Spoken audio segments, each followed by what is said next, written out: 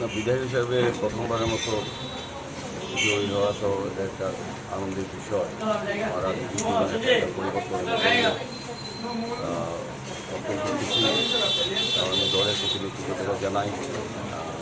জাতীয় জনতা পার্টি আমাকে প্রার্থী করছে রামনগর বিধানসভায়, এবং পরবর্তী সময় রামনগরের জনগণ আমাকে জয়ী করেছেন, তাদের প্রতি কৃতজ্ঞতা রইল। আমার যারা কার্যকর্তারা আমার সঙ্গে পরিশ্রম করে কাজ করেছেন তাদেরকে আমি ধন্যবাদ জানাই। পাশাপাশি আমি যথেষ্ট প্রধানমন্ত্রী নরেন্দ্র মোদীজির যে চিন্তাভাবনা বা ওনার যে উন্নয়নের কাজ এবং আমাদের রাজ্যের মুখ্যমন্ত্রী প্রফেসর ডক্টর মোহাম্মদ ইউনূসের একটি সরকারের যে কাজ এবং আগরতলা পৌর নিগমের আমাদের সমস্ত প্রকল্পে যে কাজ করেছেন বা আমি মেয়র হিসেবে যে কাজ করেছি তার মূল্যায়ন মানুষের আমি সবাইকে আমি ধন্যবাদ জানাই।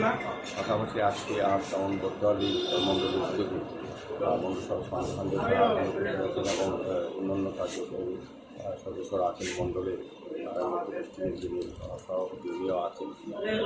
ওনারা আজকে আমাকে এই মণ্ডলের পক্ষ থেকে সম্বোধিত করা হয়েছে। আমি অত্যন্ত আনন্দিত রামনগর মণ্ডলে দীর্ঘদিন ধরে কাজ করেছি এবং এখন আমি রামনগর মণ্ডলের সঙ্গে বদলি মণ্ডলে এখন আমি বসবাস করি এবং এই মণ্ডলে আমি বদলি বিধানসভায় 3 নম্বর বুথে আমি থাকি। বদলি বুথে আমার দুর্বলতা সারা জীবনে থাকবে। আমি রামনগর কাজ করবো, বদলিতে কাজ করবো।